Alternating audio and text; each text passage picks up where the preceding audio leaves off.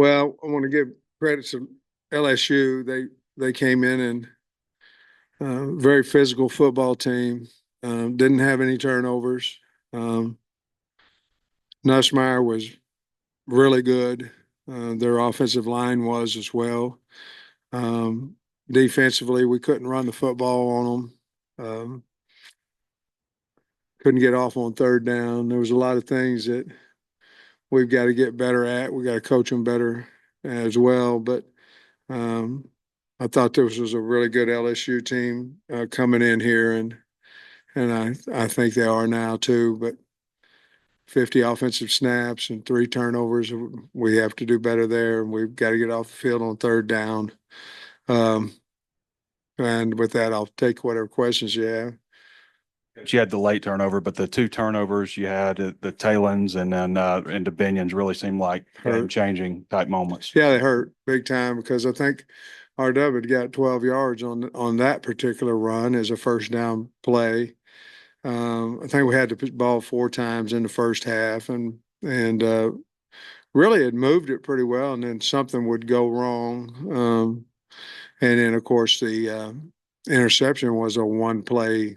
We got the ball with the 16-10. Everything kind of was coming in what we thought. We told the kids at half. We said, we get the ball, we'll get it to a one-score game, whether it's a field goal or a touchdown, and then we'll get the ball back. We'll take the lead, put the pressure back on them, and it kind of was working out that way. And then we missed a outside rusher that we should have blocked, and then threw the ball and got tipped up, got it to the one, and then they made the 2-point conversion on top of that, and we got down 14, and just seemed like we couldn't bounce back from that. They had an 18-yard play, maybe like a 27-yard play, something like that. But that was all for big plays. Did it seem like Nussmeier was just taking everything just you were taking giving what him? we were giving him, and I mean they were throwing 8 and 10 yard hitch routes, and wide open. So obviously we tried some different things there. Tried some man to man and tried some zero coverage, total coverage. They were Nussmeier was really good, and their wideouts were really good, and we've got to get better because we'll see a lot of that continue on down through the season, through the end of the season. About how you wanted to make sure to stop the LSU run game. Just what did they do, especially early? What did you see from the LSU run game today? I think their line's pretty good, really good. They ran the stretch play well. They ran it so well we knew it was coming and couldn't stop it. I mean, um, I thought their line did a good job. We didn't tackle particularly well. We made some hits in the hole that ended up 2nd and 4 and 2nd and 5. Um, so I just think that their backs ran hard, their line blocked well. We missed some gaps and we didn't tackle like we had in the past. What do you think was behind the slower game for your own run game today? Well, we didn't run it that many times. We ran it 19, but then whenever you don't make good yards on it, we did make a 12-yard run and fumbled. I think that the passing game there in the first half, I thought it was working well, and actually I thought we was doing pretty good job, and then we just stalled out and end up having to kick the field goal. Unfortunately, we missed it, and then the second half he came back and made another one. But point being is I think we were just trying to do what we thought had some success. We were protecting it pretty well in the first half, and then had some breakdowns there in the second half. Give an update on Jaquindon, and even before the injury, he looked a little banged up. Yeah, I mean he's had that ankle. He wanted to go, and he had practiced all week, and but he just got it tweaked up a little bit again. Same one. Looked like in the first half, you guys were getting pressure on Nussmeier, but just not quite able to get there at the end. I mean, is that a little demoralizing for a defense? And then when we hit him, they called a penalty, on that one. Well, they give up 2 sacks, on the year. So, he's getting the ball out. Obviously, their 2 tackles are pretty special, even though I thought Landon did a good job of getting around the edge several different times. Uh, but you throw a hitch, you don't have to protect it very long. And so yeah, I'm disappointed. Sam, you switched up your offensive line tonight. Just what went into that? Yeah. We did it actually after the game, on that on 2 weeks ago. We felt like Blackstock could handle the bull a little bit better. We also thought Harris might could handle a little bit more of a speed rusher out there. I'll have to wait and see how it looks. I thought it probably, we just didn't run the ball as much. But I thought it was a good move. I think we'll have Kudus back the remainder of the year too, so he can add into that flow. But that's why we did it, just for the girth of trying to, he's tall, trying to block a 330-pound D tackle, where we felt like Blackstock could do that. We felt like could be a little more athletic outside against a smaller guy. You mentioned not running as much tonight. Was that solely just dictated by situations, or did you think you were going to throw it more today? No, I mean, we thought that we could attack their secondary. As long as we could protect it, we thought we could attack their secondary. But the game was just, like, when the time of possession is so, I think you may go, hey, this is what I know we can go attack, and let's try to see if we can get a little bit bigger play out of it. And I felt like that's what we were trying to do a little bit more than normal. And you can see that we're having a hard time getting off the field.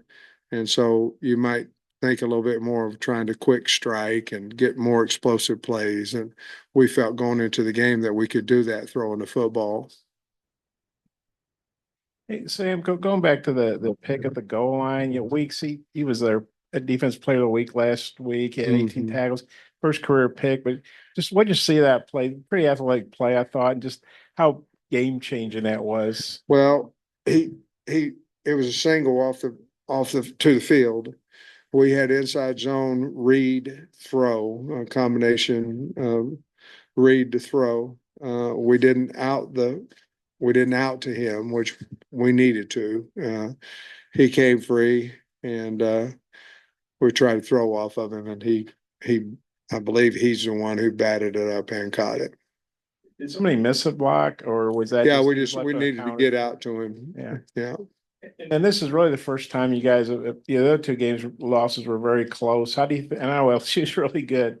How do you think you guys respond to this? Because there's a lot of games left. I think we'll be fine. I still think we've got a good football team. I think LSU is pretty good.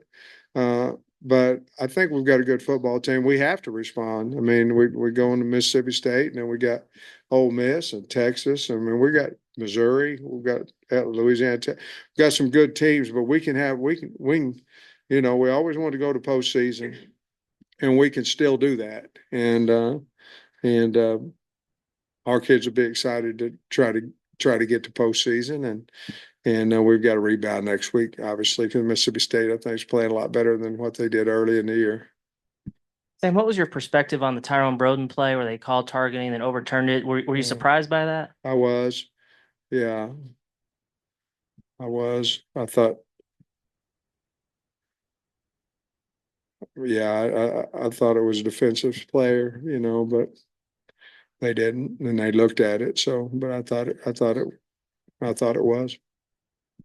Did Broden come back in after that play? Okay.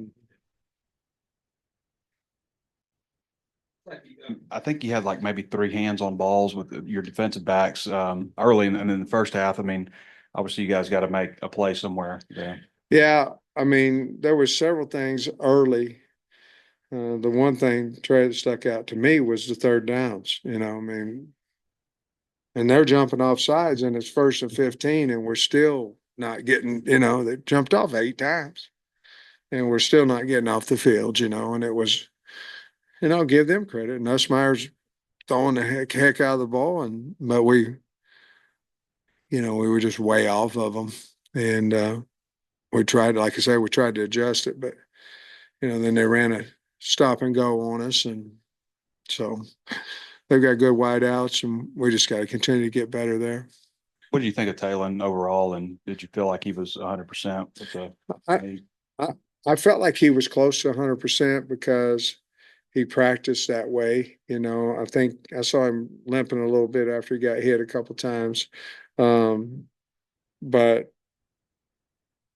I think he went 21 or something on his GPS. And so I think he was ready to go. I don't know if he was 100%, but he's 90 at least. And we'll certainly take him at 90. A lot of sacks this season on third down, and a lot of times when you're in scoring position also. Yeah. We've had several in the red area. And third down, it's just the exotic pressures that each team has, and we practice them, and then they'll add something new for that particular game. And rules are rules, and they should apply. And like we missed a protection with the back today. So we got to clean all that up, Trey. I know you've already explained why you guys might have abandoned the running game a little bit, but is this maybe a lesson moving forward to just maybe be a little bit more vigilant in that? Or is it, like you said, just the game flow and everything tonight? I don't know. I think you're always trying to establish a run. You're always trying to establish running. I think the score dictates some things. I think how you feel like your matchup is on the protections and throwing and catching. I think that has something to do with it. But you never want to abandon the run unless the score dictates that you don't have a chance. And so we'll go back to work and try to get all that corrected. And I know you guys put some pressure on Nussmeier. I think he had 7 or 8 hurries. Yeah. But it's amazing to me. They're still on the season. South Carolina sacked them twice. The only sacks they've given up all freaking year. Just how impressive is that to you? Sacks go a lot with a lot of people. And it starts with the quarterback. I mean, that's where it starts, and the O-line. It starts there. Then you add the running backs in there and all that. But I mean, we came clean a couple of times and didn't even hit him. He had it out, So, I mean, when I was at Tennessee and they had Tyler Bray and he would get rid of that ball, made us look a lot better. But I thought Landon Jackson was rushing his tail off, and he got to him a time or two, but a guy was throwing it. So sacks. I felt like we did a pretty good job of rushing him, and I thought he did a great job of getting the ball out of his hand. BetOnline is your #1 source for all your betting needs. Get the latest odds, lines, and matchup reports for baseball, boxing, golf, and more. BetOnline continues to be the fastest and easiest way to place your wagers, including live betting and your favorite casino and card games available to play right from your phone. Head to the website or use your mobile device to sign up today and get in on the action. Remember to use our promo code BELIEVE, that's BLEAV, for your 50% welcome bonus on your first deposit. Bet online, where the game starts.